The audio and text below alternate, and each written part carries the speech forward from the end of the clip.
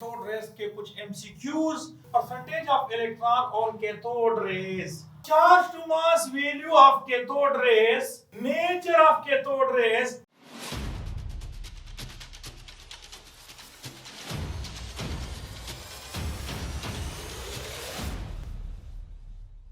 बिस्मिल्लाहिर्रहमानिर्रहीम। आज हम लेके आए कोर्स एडएक्स की तरफ से ईटा और एनएमडीकेट का लेक्चर नंबर 13, जो कि कैथोड रेज इसमें हमने एक्सप्लेन करना है और कैथोड रेज के कुछ एमसीक्यूज शॉर्टकट फॉर्म में एक्सप्लेन करने हैं। सबसे पहले कैथोड रेज को हमने पहले लेक्चर में हमारा वीडियो मौजूद है, आप देख सकते हैं, लेकिन आज उसके कुछ एमसीक्यूज आपके सामने हम एक्सप्लेन करते हैं। सबसे पहले percentage of cathode, percentage of electron on cathode rays. Cathode rays पे परसेंटेज कैथोड पे percentage of electron, percentage of electron on cathode. तो कैथोड पे इलेक्ट्रॉनों का परसेंटेज कितना होता है? देखिए यहां पर ये आपके पास बैटरी है, इस बैटरी को हमने नेगेटिव टर्मिनल के साथ कनेक्ट किया हुआ है। सारे इलेक्ट्रॉन यहां से इलेक्ट्रोमोटिव फोर्स के थ्रू यहां आते हैं। यहां पर जब इलेक्ट्रॉन आते हैं तो यहां इलेक्ट्रॉनों की परसेंटेज जो है वो 100% होती है, और जब ये 100% होती है तो ये याद रखिए इस कैथोड के इलेक्ट्रॉनों के दरमियान रिपल्शन भी होता है। तो कैथोड रेज, ये याद रखिए, कैथोड रेज का ऑरिजिन न सिर्फ कैथोड है, इसका ऑरिजिन यानी कैथोड रेज कहां से पैदा होता है? तो ये सिर्फ कैथोड से पैदा नहीं होते हैं, बल्कि रेजिडुअल गैसेस इसको कहते हैं। इसके अंदर जो गैसेस होती है, जो मौजूद गैसेस होती है, वहां से भी और कैथोड से, दोनों से कैथोड रेज ओरिजिनेट होते हैं या यहां से पैदा होते हैं। इसलिए यहां से पैदा होते हैं कि यहां परसेंटेज ऑफ इलेक्ट्रॉन 100% है और इलेक्ट्रॉन के दरमियान रिपल्शन है, और रिपल्शन की वजह से ये इलेक्ट्रॉन एक दूसरे को रिपेल करके इलेक्ट्रॉन एमिट होगा तो यहां गैसेस मौजूद है, वो इलेक्ट्रॉन आके यहां से दूसरे इलेक्ट्रॉन को एमिट करता है, तो गैसों की आयनाइजेशन हो जाती है। तो हमारे पास कैथोड पे परसेंटेज ऑफ इलेक्ट्रॉन जो है वो 100% है। ऑप्शन में आपको देगा 100%, 90%, 70%, 6, अपने 100% ये आपके पास है। अब charge to mass value of cathode rays not depend on cathode, residual gas और वोल्टेज। ये याद रखिए, कैथोड रेज जो है वो बेसिकली इलेक्ट्रॉन है, और इलेक्ट्रॉन जो है वो फंडामेंटल पार्टिकल है। ख्वाह वो गैसेस में हो तब भी इलेक्ट्रॉन है, ये मेटल में हो, इलेक्ट्रोड मेटल में हो तब भी इलेक्ट्रॉन है। तो ये याद रखिए, ये ना वोल्टेज पे डिपेंड करता है, ना इस चीज पे डिपेंड करता है कि इसके अंदर गैस कौन सा है। अगर आपके पास यहां पर गैस हाइड्रोजन है तो उसका चार्ज टू मास वैल्यू, या हीलियम जो है उसका चार्ज टू मास वैल्यू, या ऑक्सीजन का चार्ज टू मास वैल्यू, सब में इलेक्ट्रॉन एक जैसे। हाइड्रोजन में जो इलेक्ट्रॉन है वो इलेक्ट्रॉन हीलियम की भी है, वो ऑक्सीजन की भी है, और सबका charge to mass value remain the same. और ये याद रखिए, नेचर ऑफ कैथोड रेज, ये भी आप कह सकते हैं इसकी जगह, nature of cathode rays not depend on cathode, residual gas और वोल्टेज, तीनों पे डिपेंड नहीं करता है। अगर वोल्टेज कम दोगे या ज्यादा, charge to mass value cathode rays produce होंगे और उसकी charge to mass value remain the same होती है। अब चार्ज टू मास वैल्यू और कैथोड रेज जो है वो ये है कि जो इलेक्ट्रॉन है उसका जो चार्ज है 1.6 into 10 की पावर -19 कूलम, जो मास है 9.11 into 10 की पावर -31 kg है, तो उससे charge to mass value of cathode rays 1.76 into 10 की पावर 11 कूलम पर kg के बराबर है। लेकिन मास टू चार्ज रेशो, अगर कैथोड रेज का mass to charge value mass to charge ratio अगर पूछा जाए कैथोड रेस का, तो वो क्या है? मास को ऊपर लिखो, चार्ज को नीचे लिखो, तो कूलम पर किलोग्राम पर कूलम, तो 5.5 इंटू 10 की पावर -11 केजी पर कूलम आता है। इस तरह से इलेक्ट्रिक डिस्चार्ज रिक्वायर्ड, जब आप इसमें से कैथोड रेस प्रोड्यूस होते हैं, जब इसमें से कैथोड रेस प्रोड्यूस होते हैं, तो वो उसके लिए कौन सी कंडीशन रिक्वायर्ड होती है? तो ये रखे, डिजर्व्ड लो टेम्परेचर।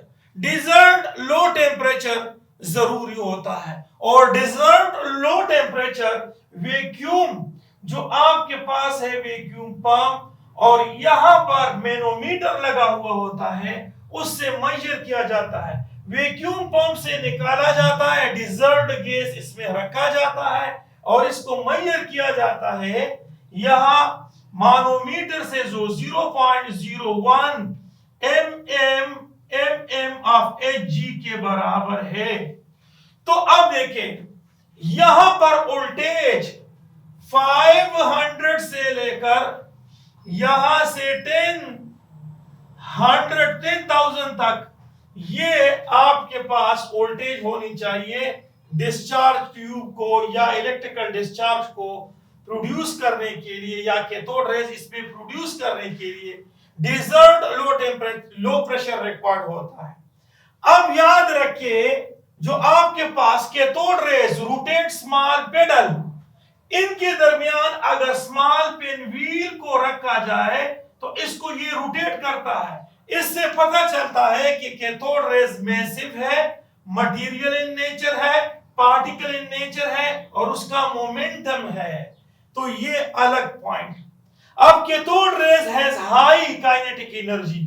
ये हाई काइनेटिक एनर्जी इसमें होती है। क्यों होती है?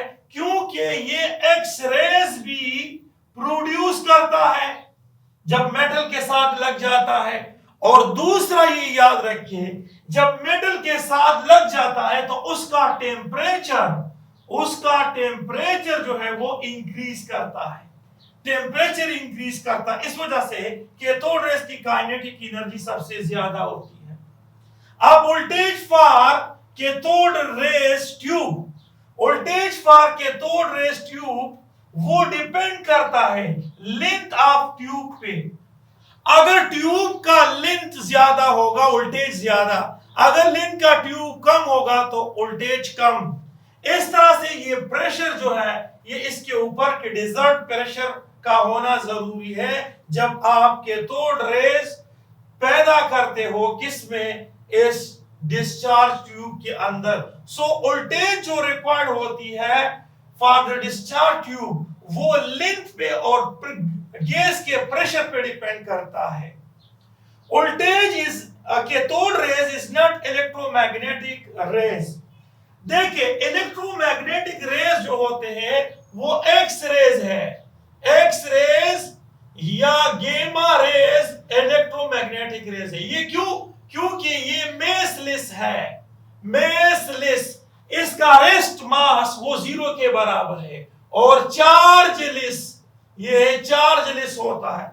जबकि याद रखिए कैथोड रेज का मैसिव है और इसके ऊपर चार्ज जो है वो नेगेटिव है। अब cathode rays has reducing effect. चूंकि कैथोड रेज पे नेगेटिव चार्ज है, इसीलिए दूसरे मटेरियल के साथ जब लग जाता है तो उसको रिड्यूस करता है। So it will have reducing effect, reducing effect होती है। ग्लो और स्पार्किंग, डिस्चार्ज ट्यूब के अंदर जो ग्लो या स्पार्किंग प्रोड्यूस होती है वो 5,000 से 10,000 वोल्टेज पे और 0.1 mm ऑफ Hg पे सिर्फ स्पार्क, चमक प्रोड्यूस होता है। इलेक्ट्रिकल डिस्चार्ज या कैथोड रेज प्रोड्यूस नहीं, ग्लो पैदा होता है इस कंडीशन पे।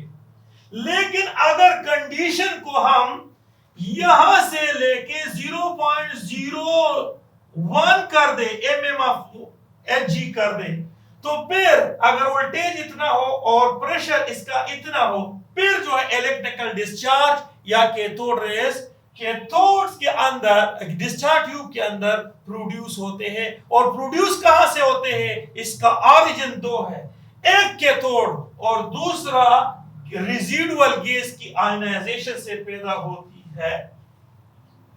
इसके बाद इलेक्ट्रिकल रेजिस्टेंस, यानी इलेक्ट्रिकल रेजिस्टेंस से मुराद है, याद रखिए,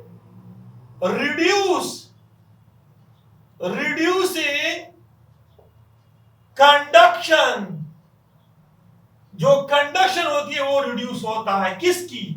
कैथोड रेज ट्यूब में जो कंडक्शन होती है वो रिड्यूस होती है, किसकी वजह से? हाई टेम्परेचर की वजह से।